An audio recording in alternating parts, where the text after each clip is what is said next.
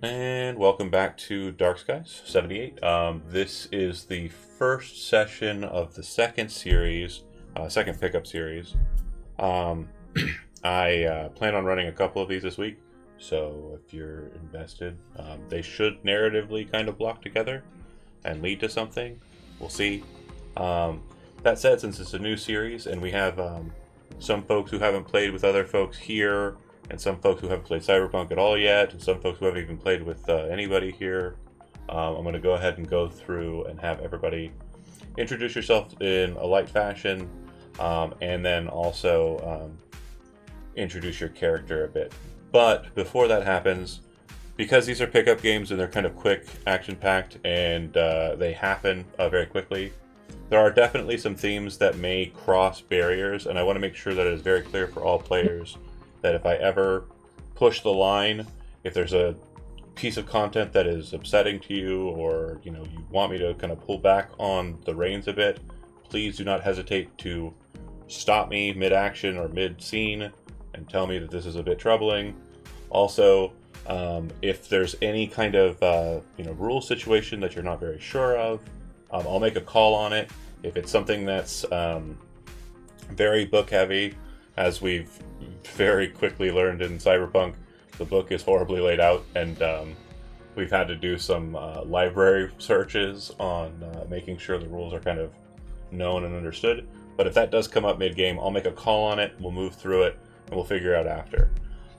That said, we'll start with, I think, the oldest member of the Dark Skies scene. That'll be Riff. So, Brent, tell us about yourself, and then tell us a bit about your character.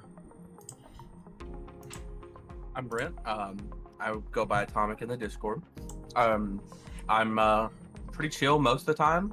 I play in a lot of games, especially in a lot of John's games. My character Riff is a rocker boy. He's definitely, if anybody, well, I guess that's the only one that would notice it would be either Redtail or, I'm sorry, Mac, what's your character's name? Bix. They would probably notice his arm is his cyber arm is definitely more, I guess, more cyber army. Chromed out would Chromed be out. There we go. the lingo. Yeah. It'd be more chromed out. He's probably got his hair down right now. He doesn't have it up, but he does have a hair tie if he needs to put it up. He's got his guitar and his Malorian Overture, and he's just kind of chilling. And to kind of set the scene as well, if you read the lead-up text, there was a character that was mentioned in that, and I want to make sure, Brent, you are aware of the connective tissue. Charlotte Woolridge was the person you opened for at Six Shots. She is kind of a headliner. She was a part of a pop group called Trickshot back in the time of the Red. Now she does a bit more serious music, I guess is a way that most rockers would kind of refer to it. She's very much more emotionally driven rather than financially.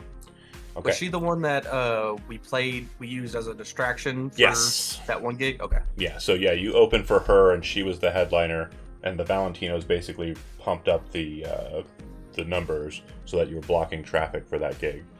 But yeah. Next, I think, that as far as characters go, it would be Redtail. So Tyler, tell us about yourself and then about your character. Hi, I'm Tyler. I go by Foxen on Discord. Redtail is an exotic. He's an animal person. He's a fox. He's also a med tech. So he's kind of a mixed bag. He's really good at surgery, really good at making drugs. And he's got a little bit of cryo just in case, someone takes a shot to the head. All right. And connective tissue for you is you were on the Rolodex for Seamus for whatever reason. And we'll discuss that more in detail. You may or may not remember Seamus, but the reason why you're on there is because of Biotechnica Connect. Next, oldest is strangely Vix. I know we've got a lot of fresher punks in this Dark Skies 78. So, Caitlin, tell us about your character, and tell us about yourself and then about your character. I'm Caitlin. Since you call me Kate, I go by Magpie in the Discord. My character is Vix. She is a member of the Mock. Got cyber legs, monowire, which is typically not on display, and a super fucking sweet bike, like super sweet. Yeah, a super bike even. Yeah. Yeah, it's a Yaiba Kusanagi. Very nice looking bike. And those who are more street gang noticing, it's actually a Tiger Claws custom job that's been painted over with Mox colors, because she killed the guy who had it and stole it, or won it as a trophy. Okay, so then If we'll do. you want to keep it, don't die, I guess. We'll do Billy next. So, Michael, you're a known face, but your character shifted from Run the Block to the Pickup series. So go ahead and tell us about so people will notice the background's different on his character. He is special. Yeah, Michael, tell us about yourself, and then tell us about your character, Billy Guillotine. Yep, so I've been playing on John's games for a good little while now, both in D&D and then Cyberpunk, which is now my main RPG that I play. Although we are starting up a new one here really soon, so stay tuned for that. Yes, which has really been fun. But yeah, so my character, Billy, he's kind of like your typical crust punk style rocker. Kind of lives on the street, born in a not great place, very rebellion, anarchy focused kind of music and everything. And yeah, very dirty and just grungy. And we're going to have a very interesting moment here. So I would like for Riff and Billy to do me a favor and just roll a d10. There we go. Okay. You have no idea who Billy Guillotine is. And then, Billy, you have a very loose idea of Impure Cobra, but you do not know the band name, or the band members' names. You'll recognize him as, like, a member of this band called Impure Cobra, but you have no idea what his name is. Alright? I love that so much. Again, it's just rep rolls. Next up, we'll go ahead, because we've got 2 new entries. We'll go ahead and start with Artie. Go ahead and tell us about yourself and about your character.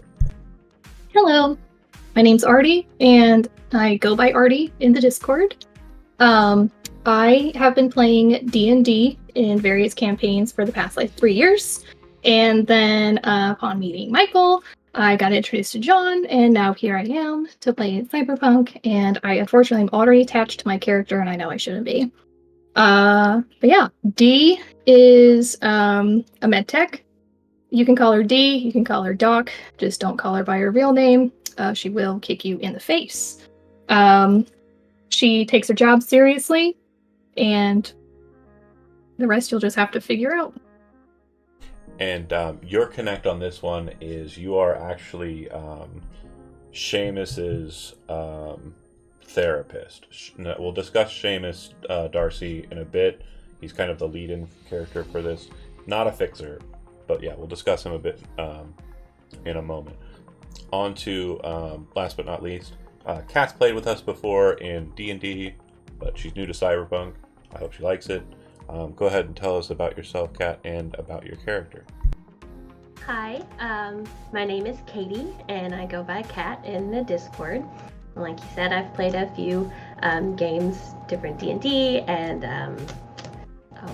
what's the other one, the spooky one that Magpie was just talking about? Cult, yes. Played that as well.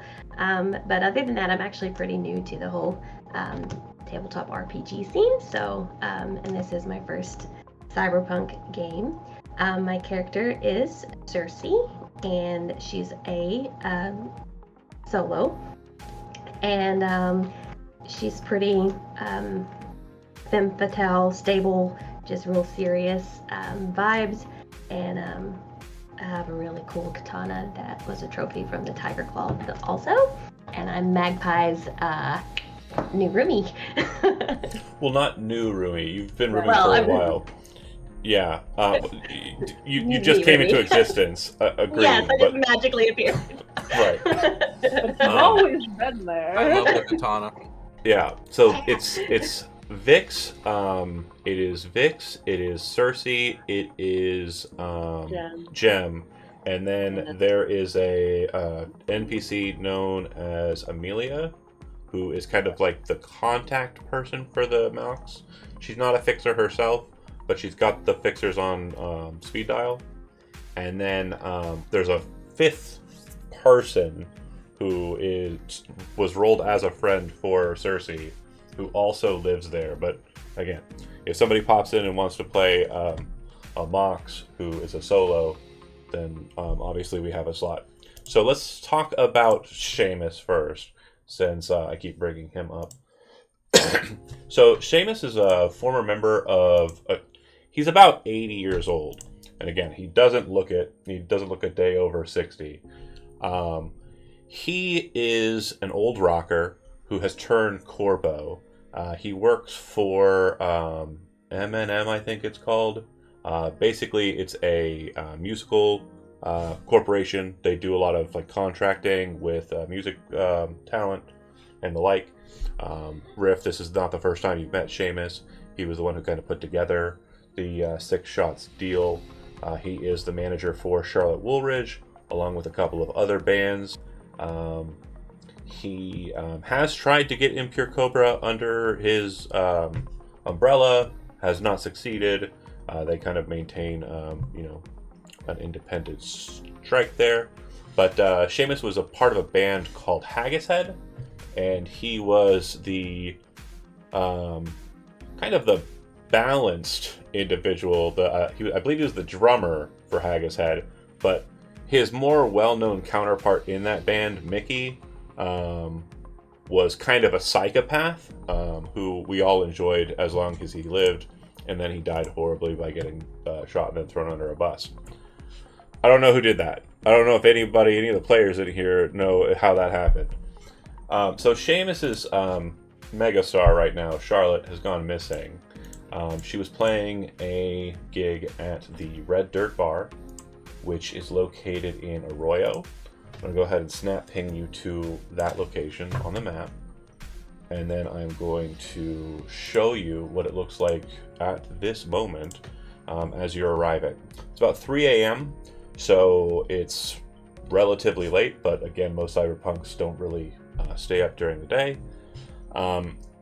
It's about as packed as it looks. I know that the rockers are probably familiar with Red Dirt. It's not a very large interior, but it is a pretty well-known bar. So last year, there was a samurai reunion that happened at Red Dirt. It has a lot of there's a lot of history. There's a lot of story to Red Dirt. It's been around for a long time. But yeah, when you arrive on the scene, as mentioned, decent amount of a crowd. Most of it is kind of like the folks who are still kind of just milling around after having, witnessed a show and are just kind of, smoking outside, drinking inside. Some people are allowed back in, some people are not. But Seamus basically has informed the bouncer, who I will introduce to you in a second. He's informed them that you are here on his behalf to help him find out what happened to Charlotte. So, I guess I'll start with whoever says they arrive first.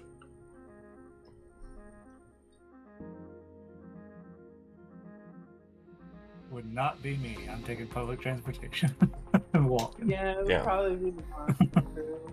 Yeah, it would I probably don't think any of be us have a car except for Vix. Vix and Cersei.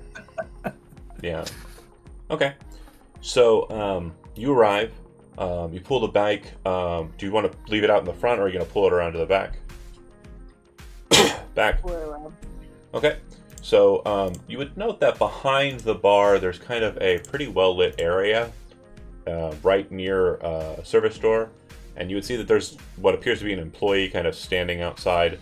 Near there, there's a, kind of nice pile of trash. What looks like an old coffee tin that is filled to the brim with a mountain of cigarette butts. And you can just understand how that smells if you've ever been in this kind of environment. And there's some people that are kind of milling about near the side. So you kind of pull your bike through and kind of park near those storage containers in their backyard.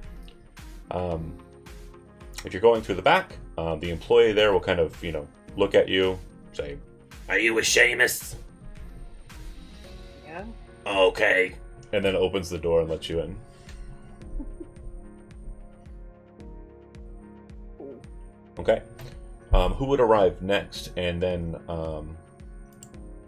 if it's public transportation, it sounds like everyone's probably going to be arriving at the same time, because No, it's 3 a.m. I'm borrowing Cotton's car. Oh, okay. The little lunchbox. You would arrive at a pretty decent time then. She probably, I'm trying to think, would she let you drive her car? Maybe not. Roll a d10. Roll a persuasion roll, actually. Yeah, how nicely are you asking? Wake her up at 3 o'clock. Hey, I need your car. Yeah, this might be a situation where she drives you, drops you off, and just leaves you. Oh. Mom dropped you off. It's under social. I think it's called persuasion. Social. Yeah. So, a beautiful little smart car. I'm not even getting a ride. No. I definitely think it's more fitting for her to drop you off and leave you in the middle of nowhere. So everyone else arrives kind of at the same time, and you're kind of entering into the throng of people at the front, making your way in. At about the same time, you see a really small city car kind of pull up, and inside you see, in the passenger seat, the Foxman in his Oreo meat wagon coat, and then in the driver's seat, a woman with like bunny features and bunny ears kind of like pressed against the ceiling of the car, and she's just like looking at him like sternly as he pops open the side hatch and gets out of the little car. And suddenly we're playing Utopia. Right, exactly. And then she drives off. Except they're not cops, they're doctors. Okay. Okay. As she drives away. What? Not even a kiss? There's a moment she contemplates turning around and running you over. But that doesn't happen. Okay. So, for everyone else, you're kind of milling about. Riff, you would recognize Redtail. Everyone else, you kind of are looking for Seamus when you enter into the scene. So the presumption is that you're going to kind of move over to the bouncer and kind of press through and get into the bar itself. Not a problem. Bear with me here. So in the interior, it does look like most of it's cleared out. As mentioned, most people who are outside are kind of the ones that are not being allowed back in, but it does look like there's some regulars and some other folk who are kind of left inside. You'd very quickly find Seamus. You would know him from your contact, and eventually all 6 of you would kind of arrive around Seamus, and he'd kind of look at you guys and say, "You're the crew I could muster. I hope you guys are okay with this. I gotta find a girl. You know her, Riff. Charlotte. The people around here were saying that some crazy Maelstrom gangers came in and stole her. I don't have much information, and I'm not really good at this whole thing, so, yeah." Vix would look over at Riff. Why people keep getting snatched? Wasn't it the... No, it wasn't the Maelstroms last time. It's Night City. It was Worm last time. It's Night City. It happens. But, Yeah. Oh, yeah, I mean, yeah. You didn't hire bodyguards? Oh, yeah, I did. And, Hire better ones next time. They You see better him- be dead. You see him gesture over to the side, and if you've ever worked with Crown, you would recognize that the unconscious Solo in the booth in the corner he pointed to is Kai Crown. I think Redtail's working. Redtail's gonna face palm and get up and go over to him. Oh no, he seems to be nicely unconscious. So much so, he's not gonna be able to talk to you because the player of that character is not here. And I know in real life concussions for longer than so long could cause to real trauma, but It's a video game. Chill. Yeah. Just looks him over. Damn, they did a number on him. Yeah. But in the bar proper, the bartender on staff is apparently the only employee besides the lady outside. And it looks like, from what Seamus kind of points out, there's about 5 individuals who were here when what happened.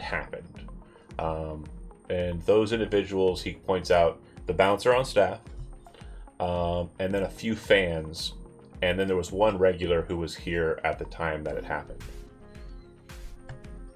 So I'm going to start with, let's go with Caitlin. Where would you like to kind of direct yourself to like start conversations, or is there anything about the scene that has been relayed to you that you'd like to check out?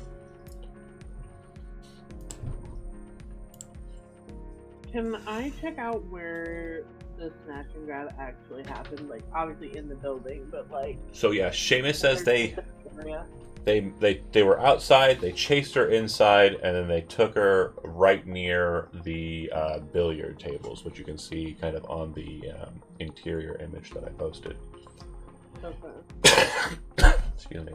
And are any of the people that were there near that area? Yeah, so the person that would have been closest to that would have been the regular, and you would go over to him, and I will introduce you to Leon Jones. He says, "Yeah, I was here when it happened.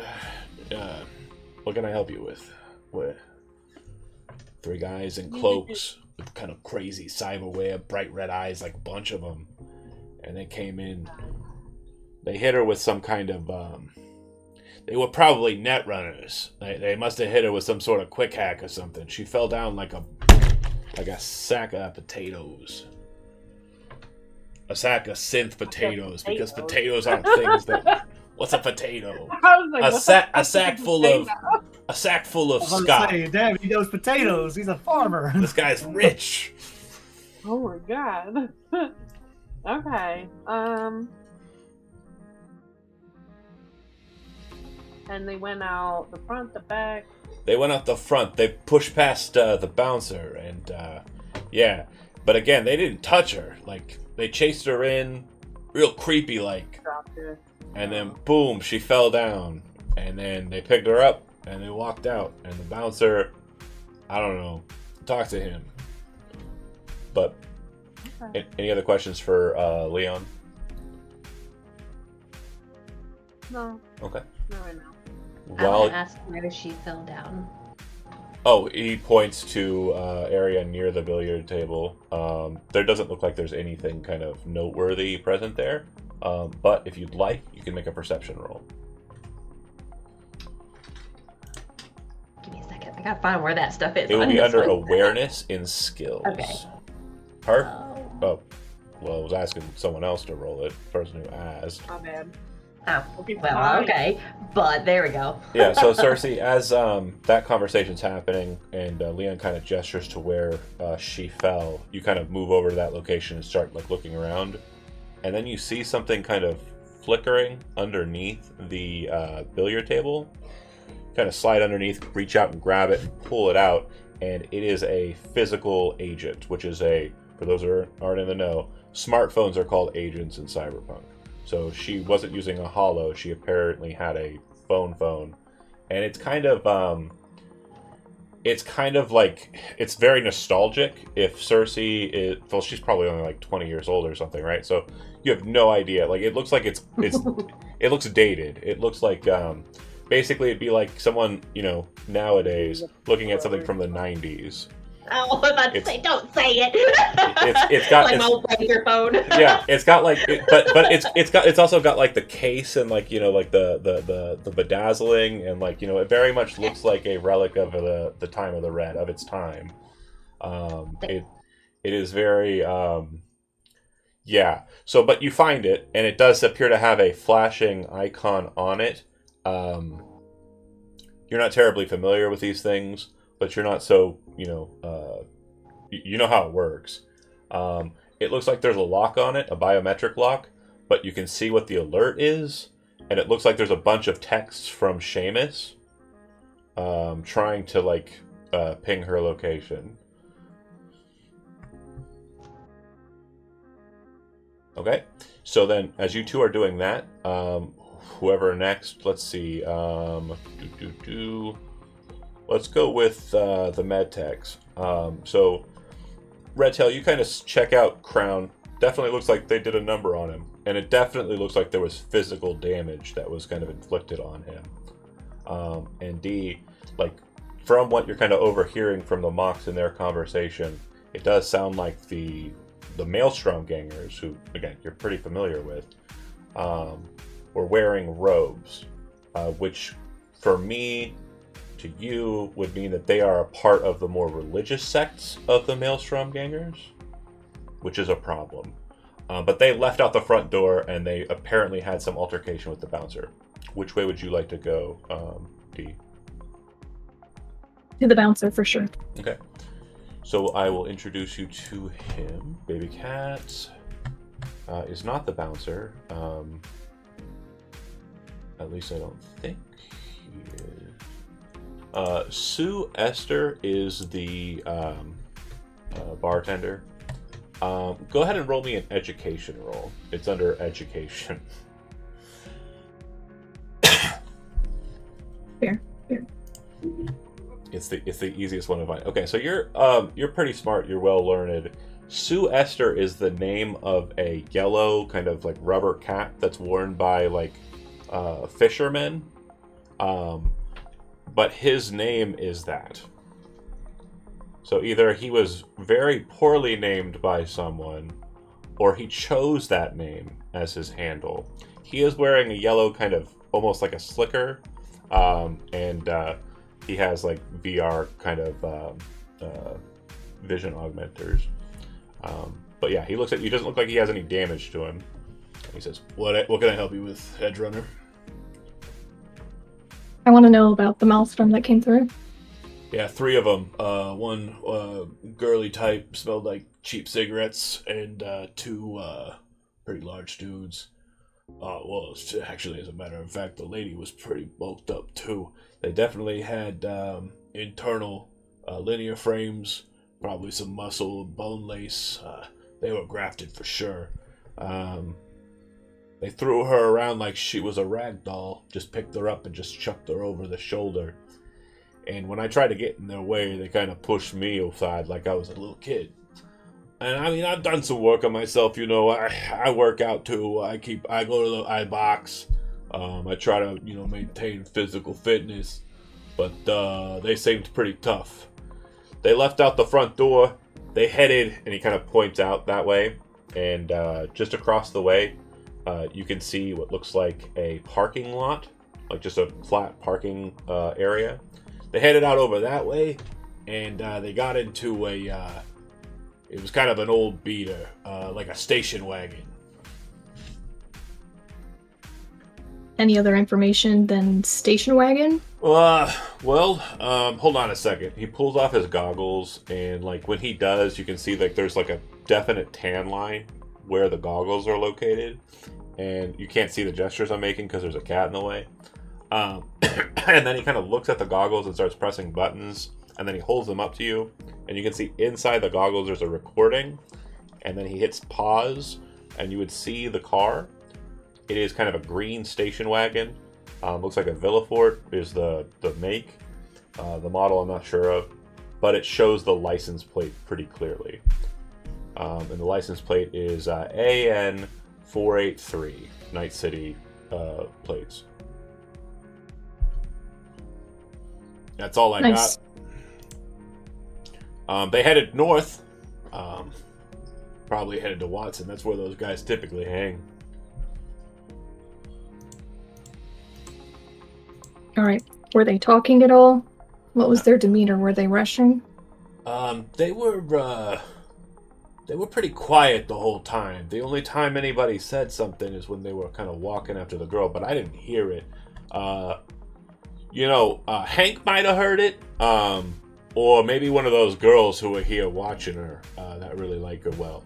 And when he says Hank, he points to the bartender. And pause the scene there. Redtail, do you kind of hang with Dee as she's kind of making her move to the bouncer, or do you go a different route? I kind of hang with Dee. Okay, so you're kind of right there nearby, kind of this. When she got the license plate, I started looking through my phone to see if I still got what is the Gigo's character? Oh shit! You're gonna call the fucking government. I'm gonna call the government. Like, hey. Oh my god! You're calling the politician.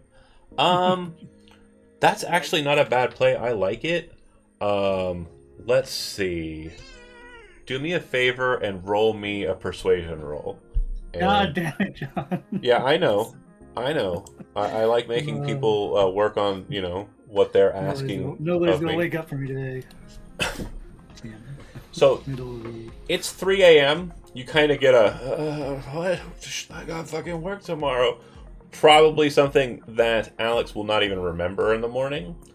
And then the phone cuts off, and you're pretty sure you're kind of like trying to call a second time, and it goes right to voicemail. So that's a no-go. Okay, so while Dee, you're kind of looking back into the space, Billy and Riff, the rockers. See, we did it in segments. The buddy system always works. Riff and Billy, if there's any directions inside of the space that you're kind of wanting to head into, just let me know. I go talk to the fans. You're gonna go talk to the fans? Okay. Fans remember everything. All right. So you got 3 options. There's one that looks kind of different than the other 2. The one that looks different than the other 2 looks like she's more of a fan of Charlotte's like more recent work. And then the other 2 look like they're kind of older ladies who were probably fans of Trickshot back in the day. Like they were probably like, tweens when Trickshot was kind of in its heyday. And they're kind of here for like, those older bops because Charlotte still plays some of those, the ones that she was able to maintain the rights to when she got, when she separated from Nippon Network. But would you like to talk to the newer fan who's into Charlotte's more current work, or the older fans? It's a newer fan. Okay, so you walk up to a lady who would introduce herself as Lara Azavanova, and she would say, "Yeah, I'm really a fan of her work. It's very good. She does some very good music with the acoustic guitar. Not many people still use it. Most folks they like to use the new mechanical stuff. And I'm gonna lose the accent because I don't think I can maintain it." Yeah, I know. I actually opened for her one time when she did the big show downtown. I knew I recognized you. 6 shots, right back in October last year. Yeah. I said I was gonna lose the accent. I maintained it. Now I'm losing it. Swear to Godsies. It might come back. I don't know. But she says, "Yeah, I remember. I was there. It was packed. Yeah. Bunch of Valentinos." Yeah. So, whenever they ran out with her, Mm-hmm. do you remember anything specific that maybe they said while they were running out, or maybe anything like that? The girl was she smelled really bad, like cigarette smoke. And then the guy with he had, I don't know how to describe it. It's he had his eyes were glowing like orange instead of red, almost like he was like calling someone. And then he said, what did he say? He said, "The night veil must be pulled back by your song." Why do I remember that? She says, kind of confused. "The night veil must be pulled back by your song." And then she fell over. That's pretty weird. Oh yeah, I agree. Is she gonna be okay? Was it like... I don't know. If I find her, I'll make sure to make sure she's okay if I can. Yeah, like she's already dead. Well, some Maelstrom folks are like rippers, scab types, so you should be quick, I guess. Yeah, that's what I'm hoping for. Is there a spot that people normally smoke around here? Right out back. Like cigarettes out back. Okay, cool. If I figure out, and we save her, I'll make sure Samus puts out something for her fans to let her know. All right. Then I'll walk towards the back.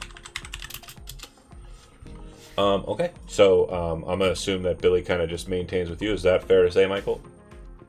Yeah, so upon getting in there, I'd kind of meander along with Riff, just kind of being around, overhearing a little bit, and then as he's walking out, just like, oh wait, I'm coming too. Okay. And so yeah, you go outside and you're investigating. Since we're gonna cycle back, we'll just start with you and then go back through the loop again. You go outside, cigarettes. The lady that was smoking out there went back inside. Looks like she was working in the kitchen. Not a very large kitchen, mind you. They don't really make much besides overly cooked Scott burgers. Nowhere near as good as Hungary's, obviously. But outside, though, not much to see. You can see that there's the Mox bike, and that's pretty much all that you can really see back here. Is like a yard that has some like storage containers in it. Okay. So I would like to use my cyber eyes, and I'll put them in low light mode. Okay. And I want to kind of look around the area to see if I can see like maybe cigarette butts that aren't in the container. Maybe like that someone would have been smoking before they did the job. Okay. Go ahead and make a perception roll. Actually, make a tracking roll. Yeah. So either way, not really. There are some cigarettes that are out and about, and you kind of like, walk over and take a gander at it, but they're old, they're beaten up. You're not really able to discern any differences on anything. Nothing stands out. Nothing kind of popping out to you as important or noteworthy. Okay. Back inside, Redtail D, you've got the license plate number. Redtail obviously tried to kind of take that somewhere, but again, his contact would not be awake at 3 a.m. There's no fucking way. She works a government job. Is there any thoughts on what you would like to do with the information that you have, D? Would I have any contacts to reach out to? If you don't have anybody directly that's linked with law enforcement, like they would have like the lawman kind of descriptor. I know that there were a couple of friends, or I think one friend that you had that was kind of listed. I can't remember what roll they rolled. Let me double check. D. Friends. So this is an edge runner, but they're a tech. I mean, you can reach out to your friend if you want to. You can also try and look it up yourself if you have decent library search. You can also reach out to the rest of your crew and see if anybody else is possibly capable of doing that. Your call. Let me see. No, I'd pitch it to the group. Okay. Does anybody know how to track a plate? And then again, that would be education, and library search would be what you'd want.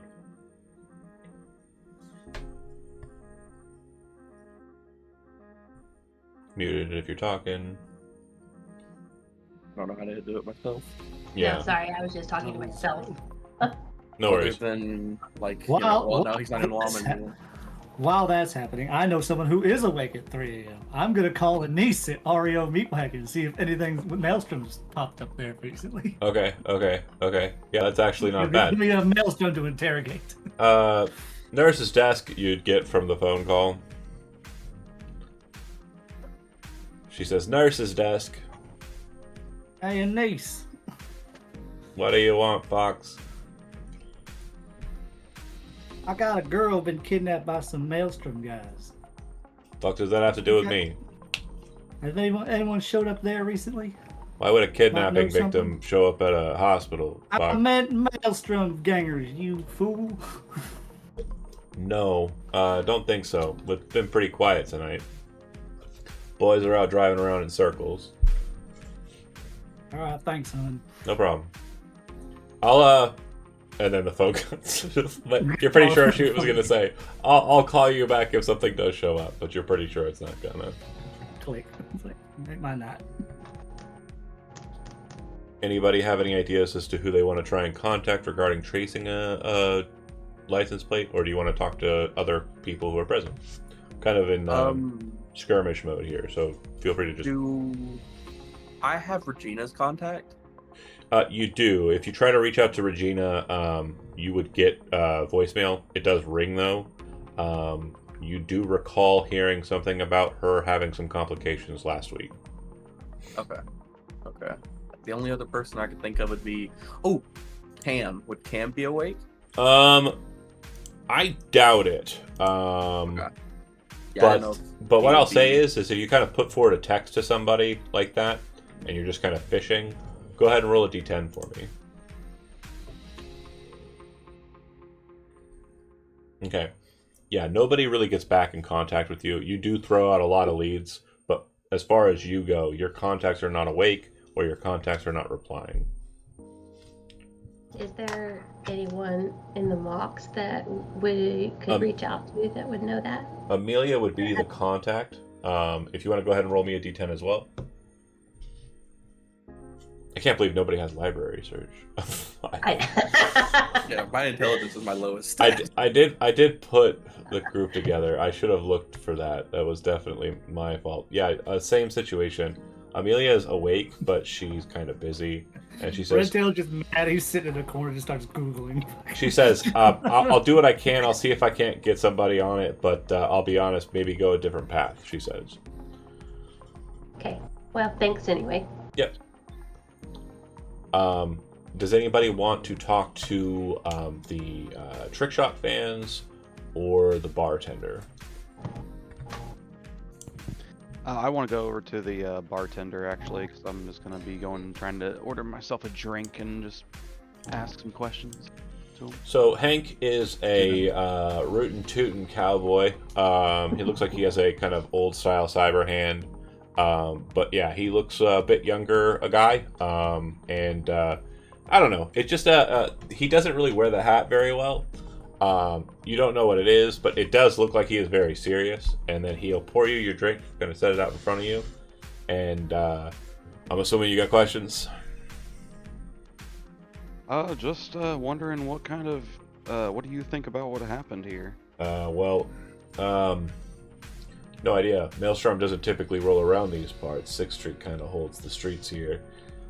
So kind of unnerving to see those cyber psycho fucks around this area, to be honest. I used to live up in Watson. They're fucking crazies. Anything weird or noticeable about any one of them?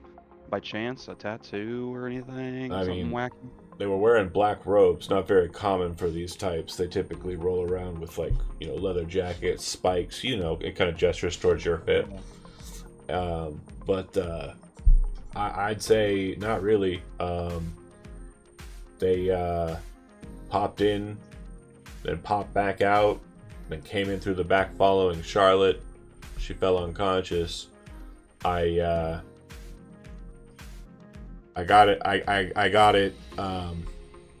I understand it to be the case that Seamus was really interested in having her brought back. I mean, they had to have gone up to Watson somewhere. But again, needle in a haystack, right? Bunch of Maelstrom gangers in black robes, probably hiding in some dank alley in the back of some industrial side, space in the north side. So, I mean, I don't envy you for your job. Yeah, me neither. I'm just here trying to get paid, It just takes my drink. Nods. And it does not charge you for it, by the way. Noise. Well, you would understand that Seamus probably tabbed it, so yeah. Other than the guys goggles with the recording on it? Do we have any other camera views that we can look at, like outside or anything like that, to see what would happen? Pop outside, and you would see that there is an exterior camera on the front side near the marquee. You come back in and talk to Hank and say, "Can we look at that footage?" And he'd kind of pull up, a small data tablet and set it on the table or set it on the bar in front of you, and kind of like fast forward through the time slots and show you. You'd see the three individuals. It looks like the bigger of the three has Charlotte over his shoulder as he's coming out. They cross the street over to the parking lot across the way. They move over to a green Villafort station wagon. Get in. This camera view does not seem to show the license plate very well. The car kind of spins out and then gets back on the street and heads northbound. And based on what you can see from the camera, which again, I don't know if you've ever seen like footage from like businesses and the like. They kind of have like a very long kind of field of vision. It looks as though the car was making its way northbound, heading towards the north side of Arroyo, kind of making its way along this street. So it's very, very likely that they were going to cross the bridge over into Vista del Rey, which is just on the other side of the water, and then make their way north towards Watson.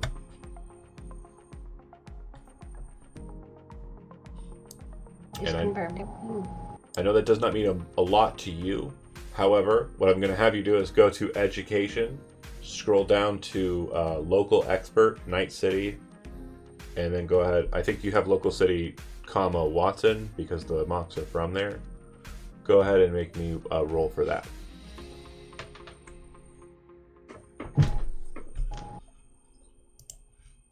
Okay, so what that tells you is if they were going for the industrial side, there would be no reason why they wouldn't just go onto the highway and make their way up that way. So what that tells you is if they're going to Watson, it is likely that they're staying on the low side in Kabuki and they're not going to the north side. So wherever they're going, it can't be like super far into the industrial area. That makes sense? Sorry, yes. Okay. Can I share that with the class? Yeah, absolutely. Okay, I shared that with the class.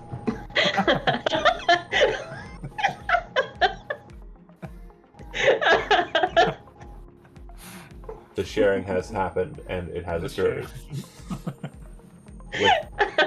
With that, anybody else want to speak to anybody else in particular? As Riff is kind of doing his more serious thing, and I have my drink, I'm gonna go up and kind of like poke on him, be like, "Hey, you look like you might be holding. I gotta come down a bit more from here, man. I've been having a rough night." What? Do you have drugs? You holding something, man? Yeah, I think I have like 2 things of sense coke that I never used. Oh my gosh, okay. You can you spare some maybe? Sure, I'll give him a hit. Okay. Hell yeah. So synth coke. Yeah, you're all right, man. He says that as he's laying it out. The synth coke, it's going to last for 4 hours. For the duration, you'll have +1 to your reflex. And then on occasion, I can kind of just tell you you're going to feel paranoid in this moment, and you need to roleplay that accordingly. Gotcha. As goes the coke. And then as I'm doing the line and everything, I kind of come up and I'm like, "Woo!" And then kind of hand him what's left of my drink and be like, "You want some of this?" Fuck yeah. Throwing it back. It's pretty tasty. It's not bad. I'd probably say it's kind of like bottom shelf whiskey. So Red Tail scoffs at him. Red Tail scoffs at him because he did coke. As Red Tail looks at him and it's just like a big old face of like white. Fucking coke heads. After I take the shot, I'll go talk to the 2 older fans. Okay. So you go to them. They're pretty close to one another. The first one you kind of get like spoken to is she introduces herself as Elise, and she was at the bar, and she says, "Yeah, I saw it all. I saw everything, and I think I know where they went." Oh. Yeah. So I do a bit of partying, and I fucked around with the Maelstrom before, but Yeah, me too. They got this spot up in well, it's not technically Watson, but it's not technically the north side either. It's kind of north of Japantown, just across the water. They call it the Chapel Bar. But I seen a lot of those folks that kind of wearing those cloaks. Pretty sure that's where they came from, or that's where they're going. There's another spot too, Totentans. I've seen the cloak figures there as well. I think they're kind of some kind of psycho-religious group. Yeah, that adds up. You think she's gonna be okay? I'm gonna do my best to make sure she is. That's too bad. I was kind of hoping, if she died, I was gonna be someone who could say, I saw her last show, Hey, that's pretty good. And even better, do you got any pictures or anything from when it happened? She holds up those. Well, not of the accosting, but of the show. I got some video. I got some. Mind if I check it out? Yeah, sure. Okay. And you check it out. She doesn't look too much different than when you last saw her. She was wearing pretty simple fashion, kind of a long coat, very nondescript. Her blonde hair was kind of done up instead of flat straight like you saw her last. So a bit more curl, a bit more puff. And she looks, in the videos and in the pictures, roll a human perception roll.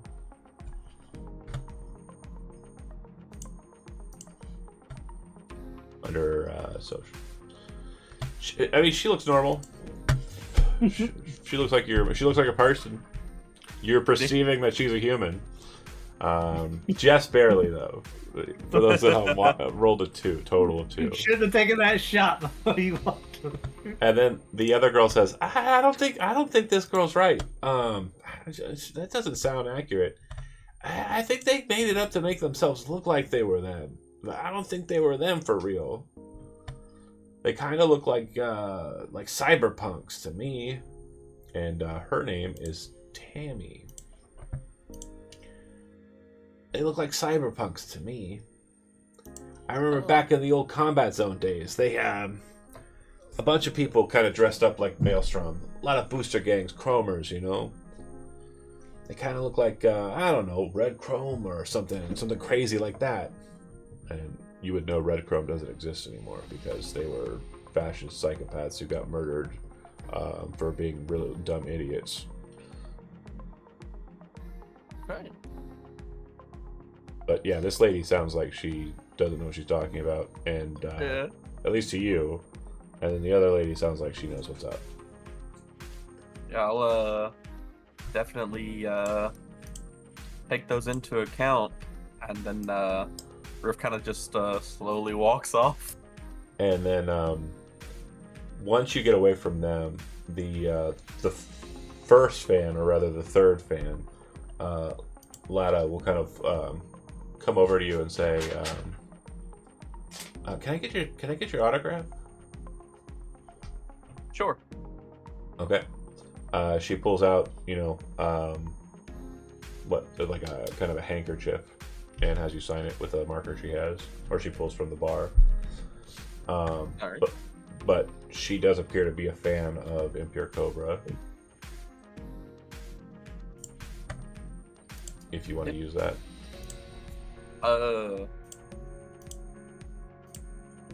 Yeah, I'll just confirm with. That was the chick I talked to first, right? Yeah, Lada, yeah. Okay. The Russian one that I very quickly lost the accent for. Yeah. Yeah, I'll ask her, so you've seen a lot of her recent shows. Does she look any different to you? 'Cause I thought she looked pretty normal, but did you see the cloaked figures hanging around the stage any, or? No, I don't. I don't think I saw them before what happened. But now that you mention it, she looked kind of sad. Okay. Kind of came out when she was doing the Trickshot stuff. I thought it might be just because she didn't like it, or maybe it reminded her of the other girls, and she got sad because 2N died, and Precious is corporate as hell, and who knows what happened to Missy, Yeah. Okay. What are you doing, baby cat? Stop. I would like a question. Sure. Is there anything about her new songs that's interesting? Since we had a little quote. No, there aren't any clues in the songs. Unfortunately, I'm not that poetic a storyteller, and I couldn't. I mean, I could have, but yeah, I didn't think about writing any of her songs or any of the titles of them for this specific instance. Sorry. That I will pursue that in future sessions. That was a good one. That's a good question. That was So not you prepared. give me a poem about her song. I'm like, what about her song? Anytime you leave John speechless, you know you're winning. Yeah, that's the ticket. I will say that for like casual observers and people who are kind of talking, she was just playing her regular set. There's nothing new. No new music was coming out tonight. And it's like a Monday night, so it's like, it was probably she was just going through the motions, to be completely honest. Yeah. Well, I'll tell the party about either the Chapel Bar or Totem Taz, and that the most recent fan thought she looked a little sad when she was playing certain songs, which could have been related to old party members or disdain for old party. So Billy, you played at Totem Taz. It's kind of the Maelstrom like main haunt, but that's where like the main faction of the Maelstrom kind of hang, and you would know that like these kind of, from what you understand, and also D, more so probably D, you would know that these cloaked figures are kind of like a splinter cell. So you've never heard of this Chapel Bar, but I mean, that sounds like a better lead than Totem Tans. Especially since if you go into Totem Tans and you're not supposed to be there, especially like this late as fuck, it's likely you don't walk out of there. Maybe D does, but everybody else probably not.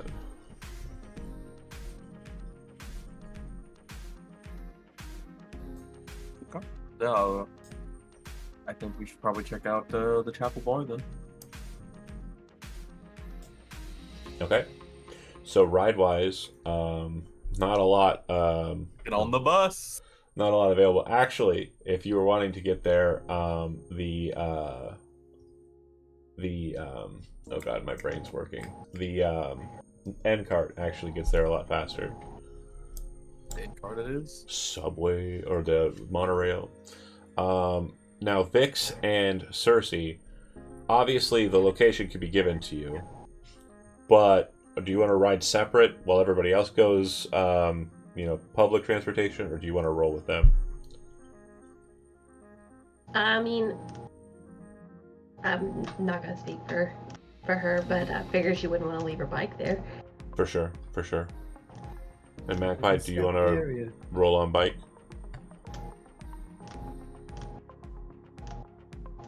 She might have passed out. It's okay. She's having a rough week. I understand. So we'll go ahead and say that she elects to ride separate, but says you should go with them. What? Nope. He's alive. Okay. Yeah. No worries. If you crash out, it's okay. Don't worry about it. I understand. You're having a hell of a week. But focusing up though, you guys do arrive there. I guess that's the main thrust that we kind of want to put on the table. That's the important part. And when you get there, the exterior of the location, it's pretty nondescript. And you're pretty sure that it's not going to be a club based on what the lady said. That's going to be kind of easily accessed. What you see is that this, let me shift the music here. The exterior is kind of like an old brick building. with a back area that seems to be kind of like a loading area. This appears to have been like some sort of industrial or commercial kind of warehouse. Very old commercial or industrial warehouse. And this back area is probably where like delivery trucks would go back and like pick stuff up, come through, etc. There's maelstrom tags all over the spot. It does look like it's pretty easy for you to just kind of wander around the back. When you look at the front door, it looks like a security door, but it looks as though it is broken, and it looks like there's been effort made to weld sheets of metal and like panels of metal to the sides of the door so that the door doesn't look like it is functional whatsoever. The front door, mind you.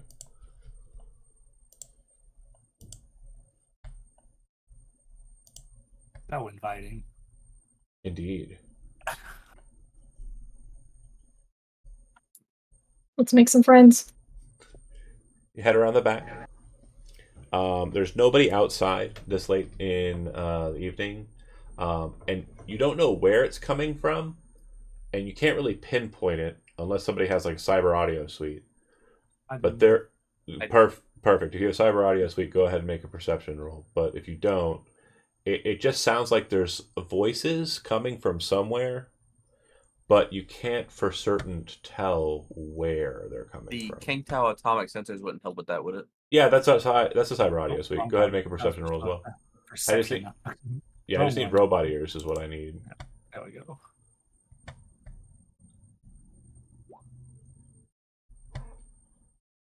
And I found. There's my perception. There's my persuasion roll for the night. What'd you get? Wasted. Sorry, Wasted. I'm looking at other stuff. What did you get on the roll? 18. Okay. And 11. 11. So Riff, you're not hearing much, but folks would see Red Tail's ears kind of perk up and then kind of like dart in the direction of a specific area. This is what it looked like from the outside. Sorry, I didn't get that handout out quick enough, but as you can see, kind of brick building. You can see that little entrance on the left side that goes around to the back. So around the back, there are a couple of barrels that have burning trash in them. And then there are a couple of cars that have Maelstrom tagging and logos on them. And then there's a porta potty set against the wall. And for whatever reason, Redtail, the like kind of raucous laughter and banter sounds that sound like they're coming from a bar nearby seem to be mainly focused for you coming out of the porta potty. Gonna go up to the porta potty. Okay. stick my ear against it. Yeah, it sounds like there's something going on in it to you. It does look like the porta potty's door is not occupied. It seems to be a vacant switch on the porta-john. Do you open it and look inside? Yep. To your keen keen fox eyes, you would see that it appears to be a shitter. And everyone who's with you is confused. Maybe you had to go. I hear something. Like, do you use the porta potty? I examined the porta potty. Don't dip your tail in it. Don't. I'm about to say that's really not sanitary. It actually surprised the surprise. I think the most surprising part of this is it totally looks clean. There's like tagging on the wall, but it doesn't look like. Yeah, it is suspiciously clean. I'm gonna jiggle the toilet paper holder. As well, you should. Okay, so if you kind of start messing around everyone else with articles, I lean over to everyone else and just say, "When you gotta go, you gotta go." Right. He just goes in and closes the door behind him. Fox be nimble, Fox be quick. Fox gotta take a shit. I did my best. Entrance. So you start fucking. Watch my magic trick. You start fucking around with things inside of the porta-john, and eventually the seat drops down about 2 feet with a slight splash of kind of purple material. A panel slides out and over top it, and then the back wall of the Porta-John opens up like a door, entering into. And sorry, I also had a handout for the Porta-John entrance. I gotta show that. So that's what you're walking into. Excuse me. But it opens up, and the sounds from inside are a bit louder. But as you step in, some of them become a bit more muted, as people kind of take into account someone has entered their domain. Bear with me here while I move you onto the. We'll call it a battle map. Actions. Huh? You said their domain. I said they're gonna have layer actions. They're gonna have layer actions, yeah. This is Dungeons and Dragons. To be fair, I'm moving quietly. They might not know I'm here. The door opening. What was that?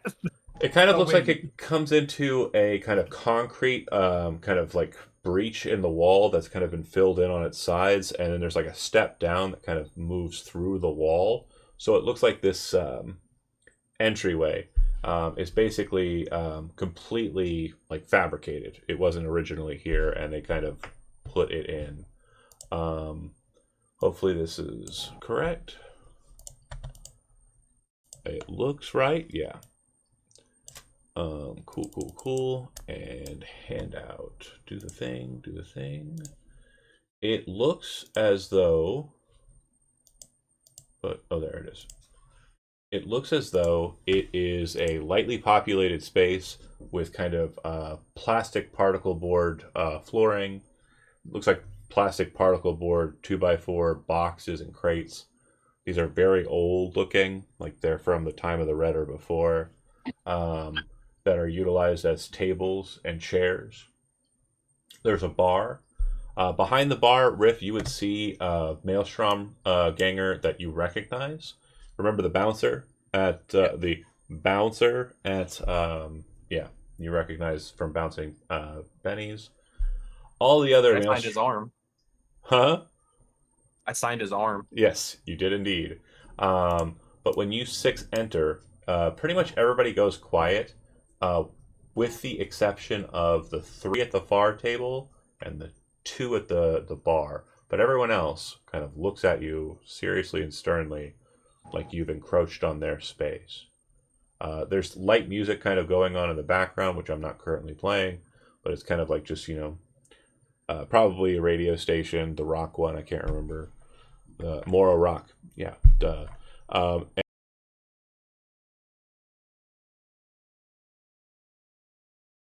I don't know what else to do here except to walk up to the bartender. Okay. Nonchalant. Is music playing or? Yeah, I can hear it. Why can't I though? Hold on. There it is. For whatever reason, it wasn't playing on my side. Okay. So you walk up to the bar, and he goes, oh, hey. Welcome. What's up, dude? Not much. I've just been hanging around. This place is kind of members only. Not trying to be mean or anything. And then he kind of looks over at your crew again. I can't really serve you anything. Sorry. But you're good. I just got a couple questions, and I'll leave. No biggie. Well, okay. You ain't seen Charlotte Ward around here, have you? Scratches his head. Name isn't ringing any bells.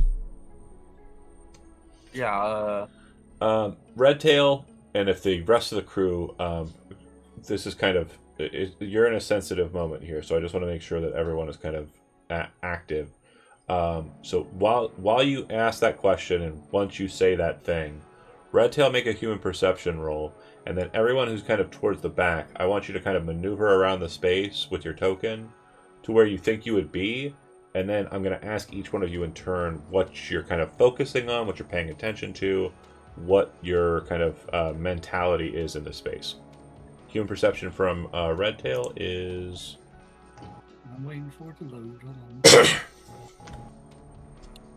Roll20's being slow today. Where is that under? Awareness?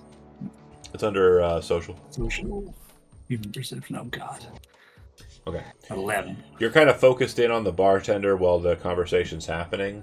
The two guys at the bar are still talking about whatever they're talking about. They haven't changed focus. And you're not really noticing anything else about the rest of the bar. Okay. So going just kind of counterclockwise through everyone else. Caitlin, if you're there. If you're asleep, it's okay. Totally chill. But you're staying at the door? No, I would go in this girl here. Okay. Staying with Cersei. Okay. Yeah. And you're just kind of maintaining cover. Is that fair to say? Yeah. Okay. Just keeping an eye on things. Cersei, same as for you? Yeah, that's why I moved over kind of in that far corner so that I could get a view of everybody in the room. Okay. And but also be kind of distanced because I know we're not really that welcome. I wasn't gonna just go plop my ass down in the middle of the room, but Sure. I just kind of wanted to be over in the corner and kind of keep an eye on things from there. Because combat awareness, and you're new, I'm going to explain to you how solos work. In the middle of the page underneath skills, you should have a thing called rollability combat awareness. And you kind of adjust what you want that to be on the fly. During a combat, you have to do it as an action, but like right before combat, you can switch to what you want it to be for a combat. I believe there's one called, I can't remember what it's called off the top.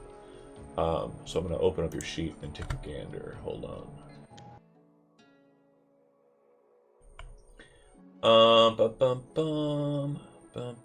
Threat detection. So if you hit the edit button, you can assign points to any of those traits. Some of them take more points to kind of increase a benefit or create a benefit or not. In the case of threat detection, it's 1 for 1. So if you are kind of entering into a scene where you're like not sure what's what, threat detection being at 4 isn't a bad choice. So if you want to switch that to 4 and then make a perception roll for me. So I guess if I switch it, it'll... Okay, cool. Close Yep. it. It's good. And then you said perception? Yep. And then another note for you, you have a perk that says you always are considered to have max ranks for initiative reaction, so you'll never have to put points in initiative reaction. Oh, okay. With that 19, what you're going to notice is that the two that are kind of down to the south that are closest to you are pulling weapons out underneath the table. The tables that they're at are not as boxy as the ones kind of in the middle spaces. They kind of are a bit more like picnic tables. They're drawing weapons, and you would also notice that just as Riff, the rocker, says something at the bar, you don't really hear what they're talking about, nor do you really care. This guy right here stands up and kind of steps away from his table. It looks like he's heading towards what appears to be a staircase over there. But again, it's beat for beat. We're still in movement.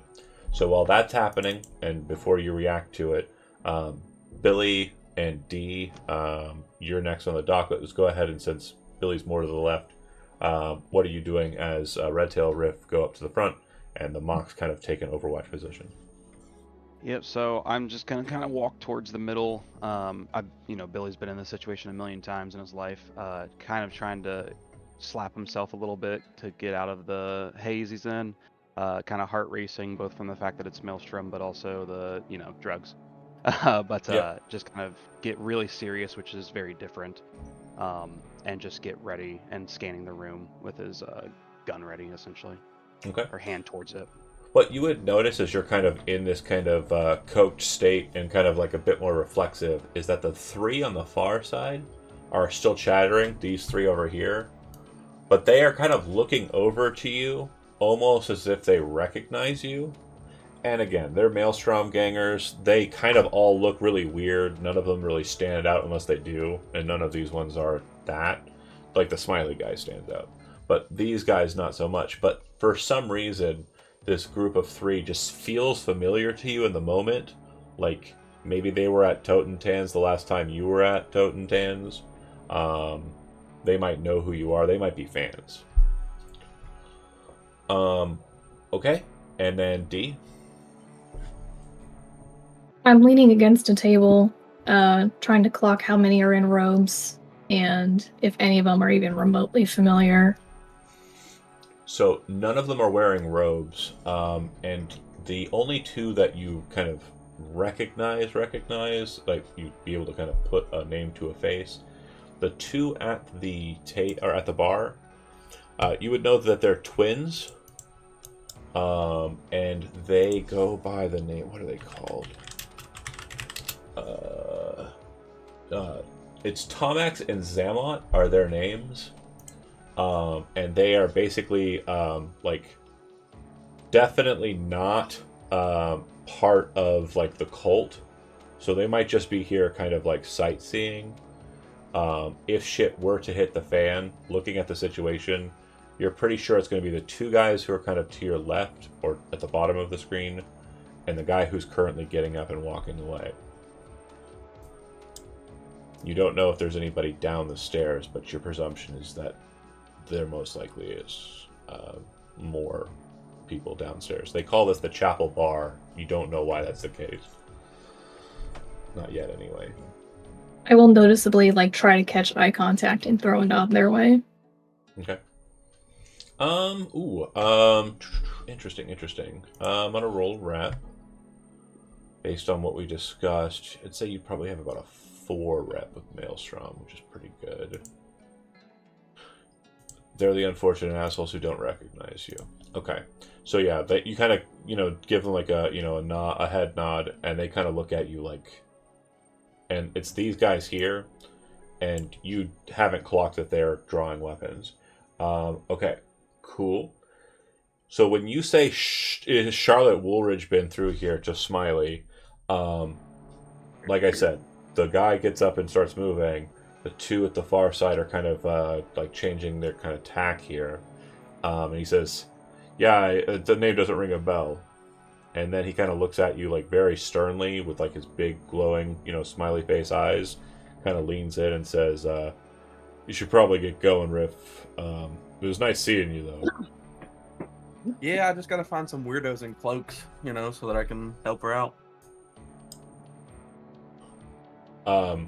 Okay, so when you say that, these two kind of go, and they get up, and they don't look like they're being hostile.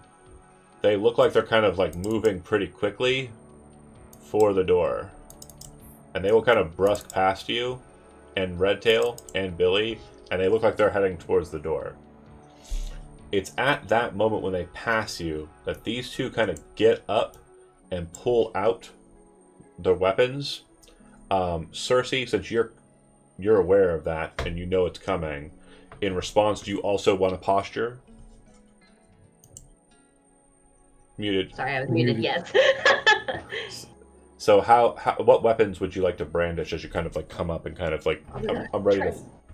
I was trying to read all my weapons here. No worries. So I got an SMG. I got a shotgun. I'll give you some details on weaponry, because weaponry in Cyberpunk kind of functions like it does in video games. It's pretty close, but just to kind of understand positioning, your shotgun is for very close range, literally within 3 squares of you. It's going to fire like a burst of shot. Everything inside that cluster is getting hit by shell.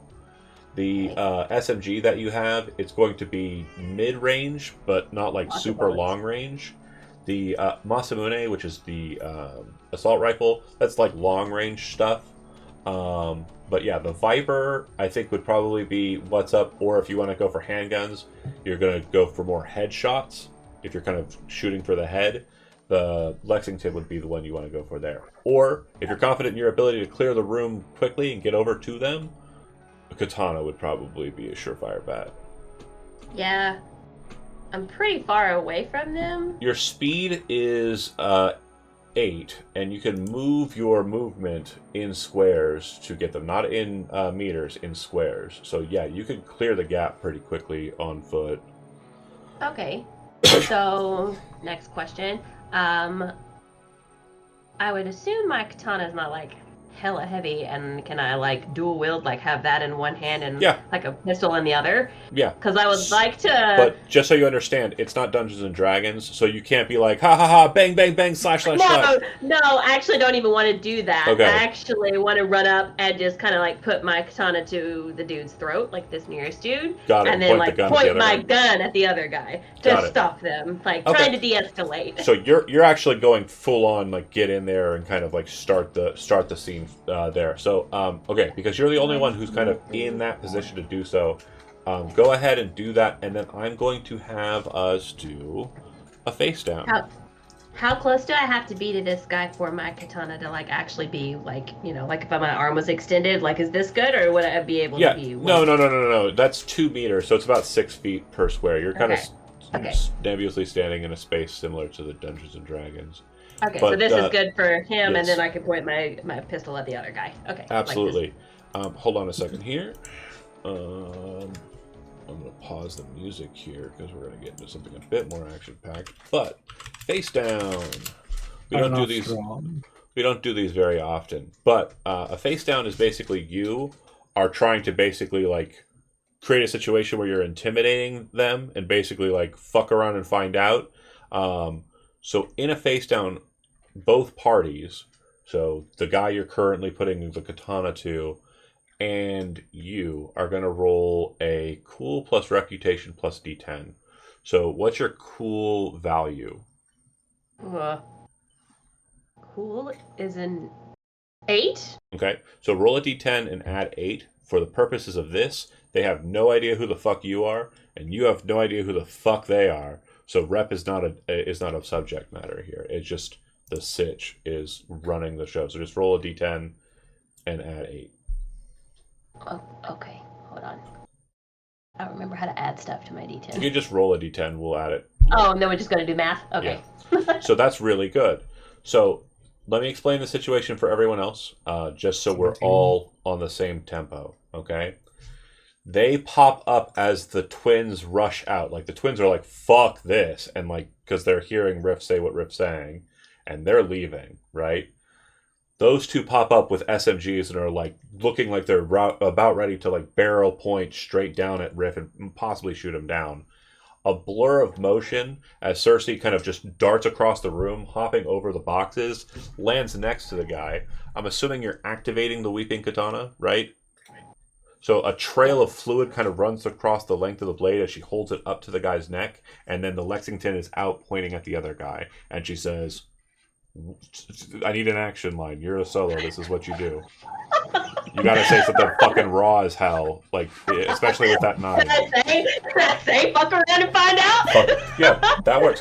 Fuck around and find out. Lets you put the blade to it, and he kind of looks at you, and the SMG is still pointed like in Riff's general direction. Smiley puts his hands up. No, baby cat, not printer time. Don't. Yeah. Yes, print.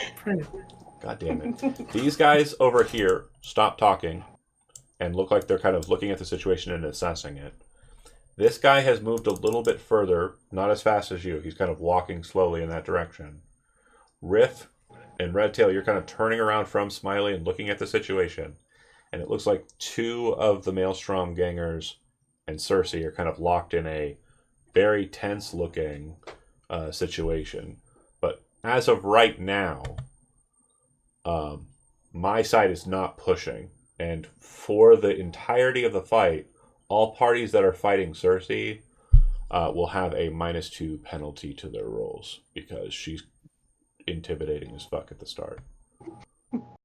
It's been Rooney. Turn you into a fucking pig. Right? No. So, Riff, do you want to interject in the scene? Or does, again, Billy, you're right there, Redtail, D, do either of you folks want to interject in the scene? I will say that as you're kind of, the tense moment is kind of like, action-packed, but like it's locked out, like it's tense. The twins, unless anybody's trying to stop them, are going to get out. They're going to leave. Yeah, so as they're walking towards the door and everything, I'm going to pull out the Tektronica and point it back towards them and say, "Don't go anywhere." They'll stop in the doorway and look back And at it's you. charged and crackling. They'll stop and they'll kind of look back at you, but they kind of turn and like hold their position. The door obviously closed when you got through, so they haven't done the thing they need to do to open it. So they're kind of stuck in that concrete kind of well that goes to the porta-john. Okay, D, Riff, Redtail. Did we notice this guy moving towards the stairs? So far as to say, the only two people I have said have noticed that is D and Cersei. But since you're kind of assessing the room in this moment, you would see that he's kind of making his way that way. Like, all right, everybody stop moving. Nobody's got to die. I just want one girl, and I'll leave. He takes one more step and then kind of stops. I just need Charlotte. This never happened. We were never here. Don't even know where the fuck this place is. The guy will look over at you and say, "You were at Nitro's birthday, weren't you?" I was. "Yes, I thought I recognized you. You won't foil our plans. The girl is ours. Her song must be awakened for the night veil to be removed." You want her to sing, all you gotta do is pay her. You don't gotta kidnap her. I don't mean sing in such a colloquial way. You shouldn't be here. Don't want to be, but I have to be. I need Charlotte. Smiley kind of drops, like his hands are up, but he's kind of like dropping back behind the cover. And this guy looks at this guy and says, "Big John, you know why you're here. We are trying what we can, and your faction said that if we don't succeed, you'll take over the path." This guy here kind of nods his head. "What are you trying to say? You want us to fucking do something about this?" And he kind of looks over at Riff. "I think that the Revenant would greatly appreciate it if you'd help." He stands up very suddenly. No guns, but he kind of stands up very suddenly. It causes like the guy who's got the SMG like trained on Rift to kind of like shake a bit. Excuse me. But it causes Cersei no panic whatsoever. She's just like, "I'm gonna kill this guy. That's first objective. I don't care what else is going on." But he stands up and he looks over at Rip and he says, "You can leave, or we can use your blood in the ritual. Your choice, punk." I'll leave when I have Cersei. Initiative. A lot of choices were made here, and I have no recourse. Question for you. Oh, would I be able to activate my Sandevistan? Yeah. At the beginning, you have the Dynalar. Yeah. Yeah. Oh, there's a big ass button up there for Oh, initiative. is it I'm me? like, where is that? I guess my internet's fucked up. Is everybody else? I mean, we're doing okay on this. Also, wait, what? Negative one. I'm still hearing everyone and seeing everything, so. I guess it's on the stream only. My bit rate's low. Reload the stream. I mean, Not you. People won't. Yeah. I don't know.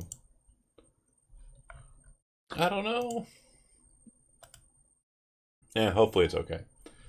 Oh wow, that's cool. Is it bad? What? No, I'm just stupid. That's all. Okay. Carry on. So, yeah. Question: While he was monologuing, could I have moved like right here and pulled my pistol out? That's fair. Yeah. So you have to select your token before you roll your initiative. For future reference.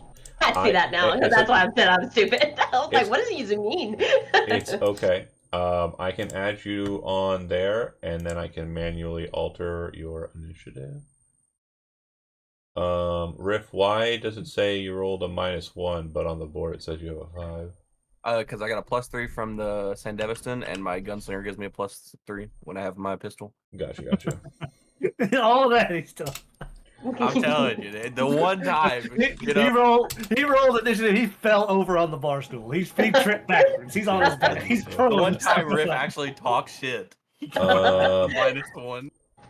Oh. It's like, I'm gonna pop my Sandevistan. Trips over a chair. Vix is on there. Look, I just got it. All right. Caitlin, you awake? Yeah. Go ahead and roll initiative for me.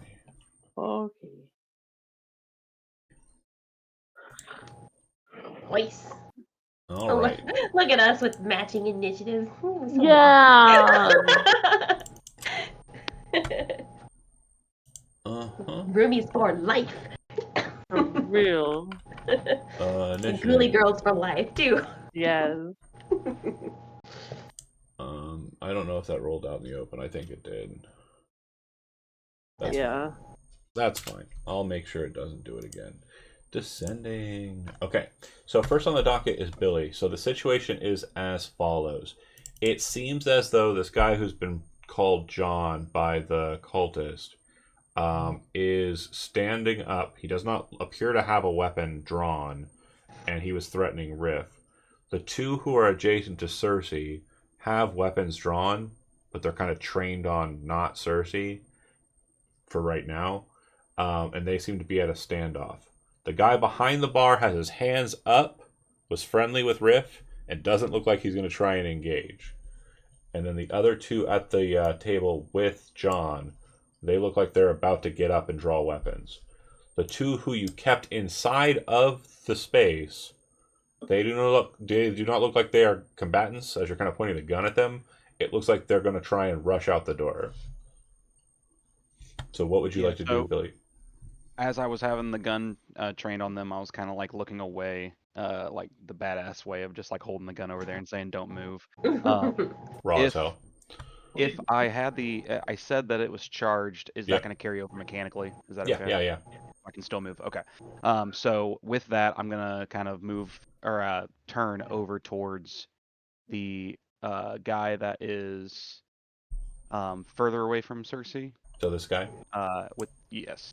Sorry, I was trying to ping, but it wasn't working. No worries. But and I'm just going to straight up fire on him with the Tektronica. Okay. Body shot or head? It's just gonna be a body shot. Yep. For those who are newer, when you're shooting at a target with a ranged weapon, you can aim at them. Most people aim for the head. If you hit them in the head, it deals double damage, any damage that gets through. You can aim at other parts, though. You can shoot at the leg, you can shoot at the chest, well, the body's the body. You can shoot at the arms, the hand, the gun they're holding, etc. I think I'm getting some feedback. But other than that, Billy, take the shot. Yep. This, I should get +1. It's more than enough for a chest shot.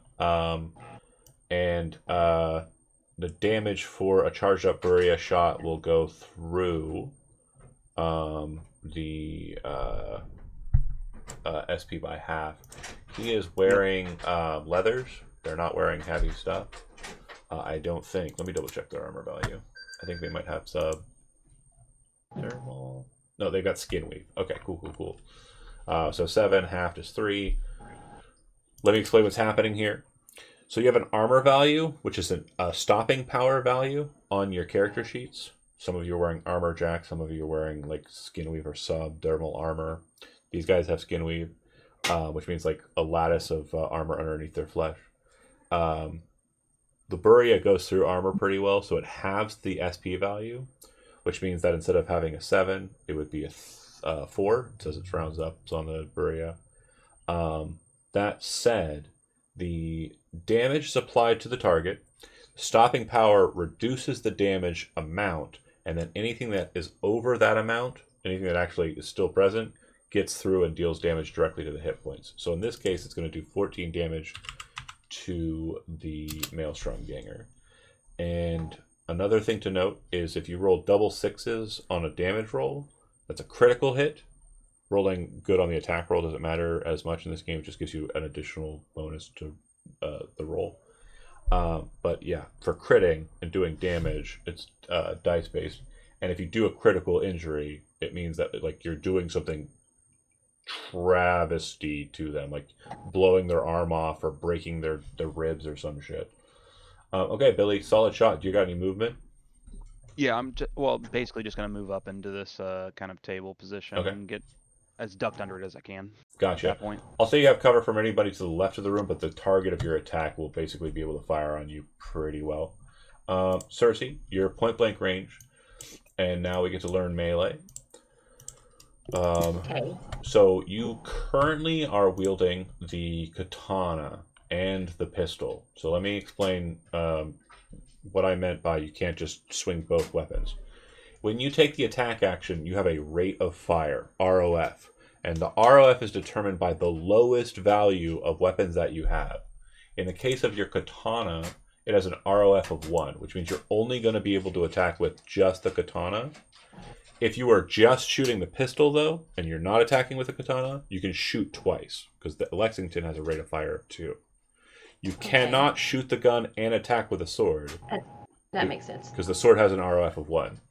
If you want to slash at the individual with the sword, it is currently quote-unquote charged, which means it has the application of a poison to it. I didn't ask you which fluid you wanted to put on the blade, but you've got options. There's acid, there's wound salt, and there's I think the burning one, Arasaka fire. Yeah, which of those? Fire, acid, or salt? Fire burns them, acid burns their armor, salt basically puts the foreign object wound on them. Does the fire do extra damage over time? Yeah, it's a dot. Okay. And then what about acid? Is that also a dot? No, it just burns their armor, so it's easier to penetrate their armor later. Okay. Would I know, like, if my party would, like, need help with, like, that? Like, if they had trouble with... Honestly, if you're going for murder, fire's probably the best ticket. If you want to, like... Fire, yeah, since you're not focus firing, because everybody seems to be shooting at different people in the first 2 shots, so it might be the case that fire's the way to go. Okay. But I also don't know if I actually want to do that, or if I just want to shoot. Also prevent him from doing anything on his turn. Unless he wants to remain on fire. Yeah. Unless he wants to remain on fire. Which is a 50-50. Yeah, which is a possibility. Well, I would like the fire. That's what's on there. I would like that. Okay. But you said you're gonna shoot instead. So I actually would like to. Am I pinging that guy? I don't even know. I want to shoot the same guy that was already Billy shot. Yeah. Okay. Yeah. So do you want to go for a headshot or just straight to the chest? And again, the language I'm using is very casual. What I'm actually saying is, do you want to take an aimed shot or do you want to take just a standard shot? So, I probably want to just take a standard shot. Okay. And you said I can fire this one twice, right? Yeah, so the Lexington has a rate of fire of 3. Okay. Also, a couple of notes. If you want to, since you're firing with a pistol and you don't plan on moving, you can use your move action to steady hand, which means you'll have a +3 to your attack rolls with the... Well, I did actually want to move. I wanted to take a step backwards to kind of put a little distance so I could shoot that guy too. Okay. Absolutely. Again, you can shoot point blank. You don't have to move to shoot him. Okay. Well, never mind. It's not D&D. Yeah. So, yeah. So they're not going to attack you when you move away. Steady, yeah, also not a thing unless you take perks. But yeah, steady hand, +3 to your attack rolls. Go ahead and make your first attack against the guy that got shot. And are you shooting at the head or no? Sure. Yeah. Okay. That'd be fine. And then, that's the Lexington, that's right. Correct. And you'll just roll the attack. You'll have a -8 to the attack because you're shooting at the head, but you have a +3, which means you have a net -5 to whatever you roll here. Sorry, I probably have to make that. There we go. It's, on the left side, and you'll just click the attack button next to the name of the weapon. Militech M10 Lexington. And it's not working. It's not working? It says syntax error. What? Hold on. Yeah, same for me. Hold on. Not the syntax gang. Bear with me here. Oh no. Hold on, Her hold gun on. is A new broken. gang! Use the sword, I guess. The Okay. room's the pistol piece of shit. Right? Pistol jammed. Rude. I didn't know it was a smart pistol. Damn. Oh damn! No, yeah, it's absolutely just fucked. Okay, so we're gonna go simple mode. I have no idea why that's happening. Unlock, trash, lock. Go ahead and go to your skills, and then you should have ranged weapon as one of the tabs at the top, and go ahead and hit handgun. Okay, so +3 is 21, -8 is a number. What's the number though? I don't know. 13. 13. Okay. So what that would mean is that's going to be a miss. So when you are targeting and you're hitting a DB up above where Billy shot, you see the chart for handgun. That first number is the range increment we're in. We're within 6 meters. You need to hit a DB 13. Now you're probably saying to yourself, motherfucker, I just rolled a 13. In Cyberpunk, it's not hit the number, it's exceed the number. So to beat a DB, you have to surpass it by 1. Gotcha. Now, what I will tell you now is the most fun element of this game is luck. Now, normally, if you don't have a rocker, you have to spend your luck before you make the roll. But because of the house rule we've decided on putting in for rockers, that means you can spend your luck after a roll is made. Luck only resets after a series is complete, so it is a resource that you have that is limited for like the next 5 or 10 sessions. So if you want to spend a luck point, you can.